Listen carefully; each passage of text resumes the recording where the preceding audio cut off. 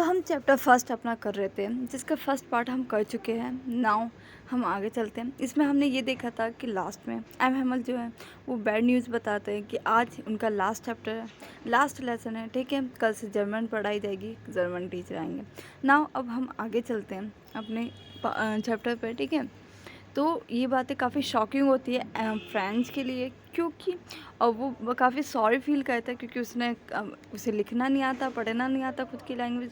और वो ये भी बताता है क्यों वो नहीं सीख पाया बर्ड के एग को, seeking of bird egg and going slide on the सार, इस वजह से। और उसकी बुक उसे नॉइसेंस और हैवी लगती थी।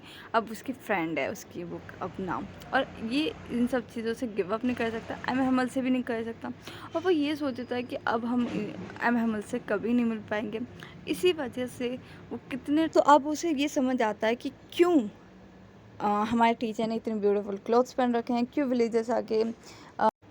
विलेजर्स आके यहाँ बैठे हैं। वो सारे विलेजर्स सॉरी फील कर रहे हैं कि वो स्कूल नहीं जा पाए थे, और हमारे टीचर को थैंक कहने आए क्योंकि उन्होंने 40 इयर्स अपनी फेथफुल सर्विस की है, और हमारी कंट्री को रिस्पेक्ट भी देने यानी शो करने आए हैं यहाँ। तो आगे चलते हैं हम इसी के साथ। तो ये सब मैं सोच ही रहा होता हूँ, तो तभी मैं ये अपना नाम सुनता हूँ। ठीक है, और ये मेरी टर्न होती है स्पीच देने की। ठीक है, और मैं ये सोचता हूँ कि पूरी एनर्जी के साथ, loudly, clearly, without any mistake के साथ मैं अपनी स्पीच दूँ, और मैं सभी चीज़ों को मिक्सअप कर देता हूँ। और मतलब मैं इतना डरा होता हूँ कि मैं अपनी डेस्क को होल्ड करके, मेरी हार्ट बीट इतनी तेज़ चल रही थी, यकीन नहीं करोगे, और मेरे अंदर इतनी हिम्मत नहीं हो रही थी कि मैं ऊपर देखूँ। फिर एम हेमल कहते हैं कि मैं तुम्हें डांटूंगा नहीं, अब तुम खुद ही बैड फील कर रहे हो। ठीक है, और देखो हम हमेशा यही कहते हैं कि हमारे पास तो बहुत सारा टाइम है, ठीक है, हम कल याद कर लेंगे। ठीक है, हम हमेशा यही बातें कहते हैं, हम अपनी चीज़ों को कल पे डिपेंड कर देते हैं, कल पे छोड़ देते हैं। और अब देखो हम कहाँ पे आके पहुँच गए। ठीक है, ये एक बहुत बड़ी ट्रबल है अल्सेस के साथ, जो कि अपना हर काम कल के ऊपर टाल देता है। ठीक है, अब जर्मन पीपल के पास ये राइट आ गया है कि वो ये कहेंगे वैसे तो तुम प्रिटेंड करते हो फ्रेंचमैन, पर ना ही तुम्हें बोलना आता और ना ही लिखना आता तुम्हारी खुद की लैंग्वेज। और ऐसा भी नहीं है कि तुम ही बुरे हो लिटिल फ्रांस, हम सभी की ही गलती है। तुम्हारे पेरेंट्स जो कि ज़रा सी मनी कमाने के लिए तुम्हें फार्म पे या मील्स पे भेज देते थे।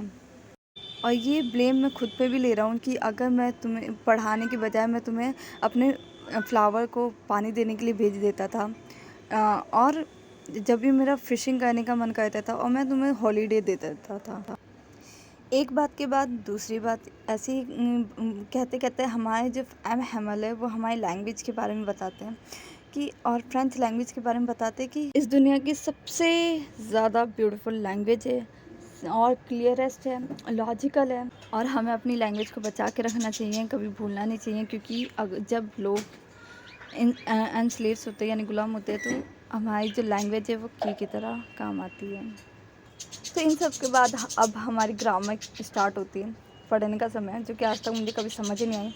पर मैं काफ़ी सरप्राइज़ था कि आज हर एक चीज़ मुझे बहुत अच्छे से समझ आ रही है और काफ़ी इजी लग रहा है।